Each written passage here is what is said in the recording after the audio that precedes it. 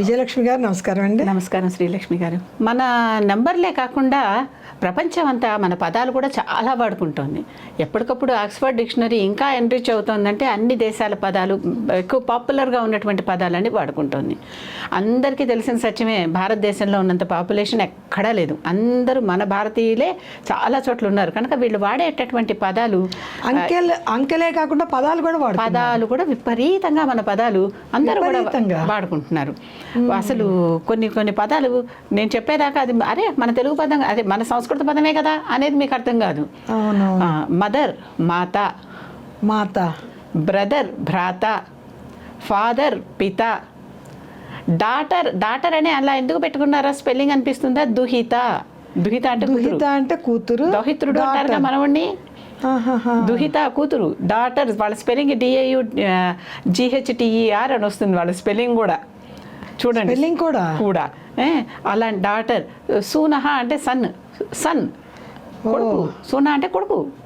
అయితే అన్ని మన పదాలే, ఎన్నో పదాలు మన పదాలన్నీ వాళ్ళు అసలు వాళ్ళ పదాల్లాగా వాడేసుకుంటున్నటువంటివి. ఇలా నేనేదో ఒక 4-5 చెప్పాను, ఇలా ఎన్నో పదాలు ఉన్నాయన్నమాట. అంతేకాదు మన అవర్ సిస్టమ్, అవర్ అంటే ఒక గంట అవర్ అంటామా, అది మన హోరా మీద నుంచి వచ్చింది. పంచాంగంలో హోరా కాలం అని క్యాలిక్యులేషన్ చేస్తాం. ఆ హోరా మీద నుంచి వచ్చింది. అసలు ఇది ఒకసారి ప్రత్యేకంగా సమయం గురించే ఒకసారి చెప్పుకుందాం. మన సమయాన్ని వాళ్ళు హోరాని అవర్గా మార్చి కొంచెం మార్చుకున్నారులేండి. వాళ్ళు కూడాను మార్చుకున్నారంటే వాళ్ళకి రోజు అర్ధరాత్రి 12 నుంచి మళ్ళీ అర్ధరాత్రి 12 దాకా వన్డే. మనకు అలా కాదు, సూర్యోదయం నుంచి సూర్యోదయం దాకా వన్డే. అవునండి. మన హోరాని లెక్కిస్తూ పోతే రోజుకి గంటలుగా గడియలుగా విభజిస్తూ పోతే 24 గంటలు వాళ్ళకి, మనకి గడియలు వేరేగా, మనకి గడియలు వేరే కనుక ఆ రోజున ఏ హోరా కాలం ఆ రోజు ఉదయాన ఉంటుందో సూర్యోదయం సమయానికి సరిగ్గా ఆ రోజు అది మాత్రమే. అంటే ఆదివారం తర్వాత సోమవారం వస్తోందంటే ఆ సోమవారం ఉదయానికి చంద్రహోర ఉంటుంది. ఉదయం కాలానికి చంద్రహోర కాలంలో నడుస్తున్నాం మనం కనుక ఉదయంలో మొదలు పెట్టేది చంద్రహోర కనుక ఆదివారం తర్వాత సోమవారం వస్తుంది. సోముడన్నా చంద్రుడన్నా ఒకటే కదా. అలాగే చంద్రహోర తర్వాత మర్నాటికి మంగళహోర వస్తుంది, కుజహోర ఉంటుంది కనుక అప్పుడు కుజగ్రహం నడుస్తుంది అనమాట. అప్పుడు నడుస్తుంది కనుక అది మంగళవారం అయింది. అలా ఆదివారం తర్వాత సోమవారం ఎందుకు, సోమవారం తర్వాత మంగళవారం ఎందుకు, మంగళవారం తర్వాత శుక్రవారం ఎందుకు రాకూడదు, బుధవారం ఎందుకు రావాలంటే మంగళవారం తర్వాత మర్నాడు సూర్యోదయం సమయానికి బుధహోర నడుస్తూ ఉంటుంది. బుధహోర కాలం నడుస్తూ ఉంటుంది. బుధహోర కాలం నడుస్తుంది కనుక అది బుధవారమే అవ్వాలి. అంతేకాదు మన ఉగాదులు చేసుకుంటామా, ఉగాదులు చేసుకుంటుంటే ఉగాది శనివారం నాడు వస్తే ఆ సంవత్సరానికి శని రాజు. అవునండి. గురువారం నాడు వస్తే ఆ సంవత్సరానికి గురుడు రాజు. అవునవును. ఏ రోజు వస్తే ఆ రోజు అధిపతి ఎవరో అది. అలాగే ఆ సూర్యోదయం అయినప్పుడు ఏ హోరా కాలం ఉంటుందో ఆ హోరే ఆ రోజు. ఇది మన పూర్వీకులు ఏనాడో నిశ్చయం చేసేసి పెట్టేస్తే ఆది సోమ మంగళ బుధ గురు శుక్ర శని ఈ 7 రోజులు అలాగే నడుస్తాయి. అందుకే 7 తప్ప 8ది లేదు. శనివారం తర్వాత మళ్ళీ ఆటోమేటిక్గా మర్నాడు సూర్యోదయానికి రవిహోర వచ్చేస్తుంది. నవగ్రహాలకి వారాలకి సంబంధం లేదు, హోరా కాలంతో వారాలకు సంబంధం ఉంది. బుధవారం బుధహోర అన్నారు, గురువారం గురుహోర, శుక్రవారం శుక్రవార, శనివారం శని. శనివారం తర్వాత మన నవగ్రహాలంటే రాహువు కేతు వస్తాయి. మరి అవి ఎందుకు లేవండి అంటే వాటికి ఆ హోరాకాలం సూర్యోదయ సమయంలో ఉంటేనే వస్తాయి, లేకపోతే రావు. కానీ రాహుకాలం అవి వేరే. రాహుకాలం కేతుకాలాన్ని యమగండం అంటాం అనుకోండి, అవి వేరే. అవి ఆ రూపంలో వస్తాయి, ఛాయాగ్రహాలు కదా. అవి వీళ్ళలాగా రావు, రోజు ఉంటాయండి. ఆ రోజు ఉదయం లేచేటప్పుడు మీరు ఎప్పుడైనా సరే పంచాంగం కానీ క్యాలెండర్ కానీ చూసుకోండి. ఉదయం సూర్యోదయం సమయంలో ఏ హోర ఉంటుందో అది ఆ వారం అవుతుంది, ఆ గ్రహం యొక్క వారం అవుతుంది. అది మన లెక్క. అంతేకాదు AM PM అని వాడుతున్నామా? అవునండి. ఇప్పుడు టైం ఎంత అయిందంటే 6 AM 7 AM లేకపోతే 8 PM అని మాట్లాడుకుంటున్నాం. ఈ AM PM కూడా వాళ్ళు ఏదో దాన్ని యాంటీ మెరిడియన్ అని చెప్పుకుంటున్నారు, కానీ మెరిడియన్ని వాళ్ళు సరిగ్గా డిఫైన్ చేయలేదు. యాంటీ మెరిడియన్ అంటే దేనికి యాంటీ, ఎక్కడ యాంటీ? కాలం అనేది కదిలేదు కదా. అవునవును.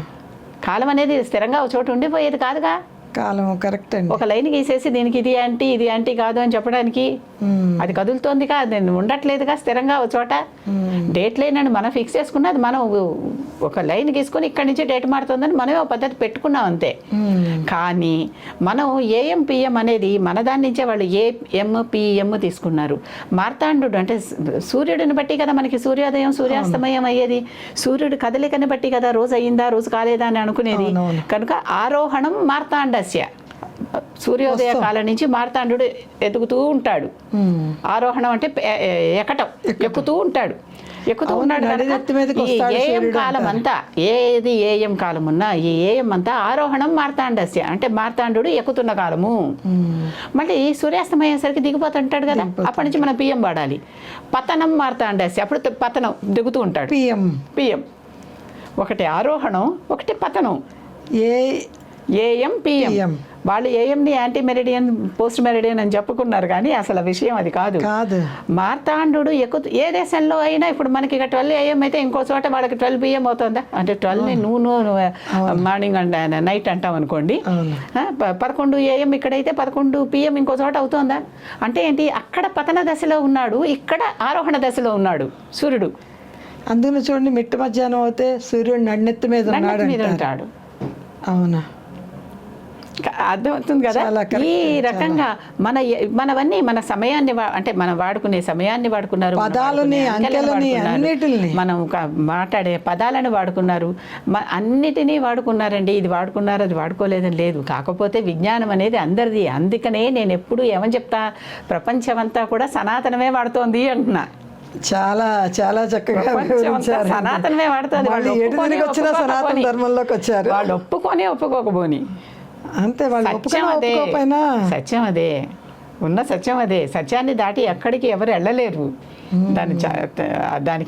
దాన్ని అతిక్రమించి మనం నడవలేము. చూడండి, ఎటు తిరిగినా సనాతన ధర్మం. సనాతన ధర్మంలో మనం వాడుకునే పద్ధతులు, వ్యవస్థలు, రూల్స్, రెగ్యులేషన్స్, మనం వాడుకునే పదాలు, మనం వాడుకునే అంకెలు, మనం వాడుకునే కాలము, అన్నీ అంకెలు ఇవన్నీ తెలుసు, కానీ పదాలు ఇప్పుడు మీరు కూరుస్తంలో చాలా విచిత్రం అనిపించిందండి. నేనేదో ఉదాహరణకి చెప్పాను, ఎన్నుంటాయో ఇట్లా ఎన్నో ఉన్నాయి. మీరు అసలు డిక్షనరీ తెరిస్తే సగం మనమే ఉంటాయి. పదం చూడంగానే ఇది కదా అనుకుంటారు, వచ్చేస్తుంది మనకి ఆటోమేటిక్గా. నిజంగానే ఒక పిల్లలకి ఒక ఎక్సర్సైజ్ లాగా ఇచ్చి ఎప్పుడైనా ఇలా దీంట్లో మన సంస్కృత పదాలు ఏమున్నాయో బయటికి తీయండి అనొచ్చు.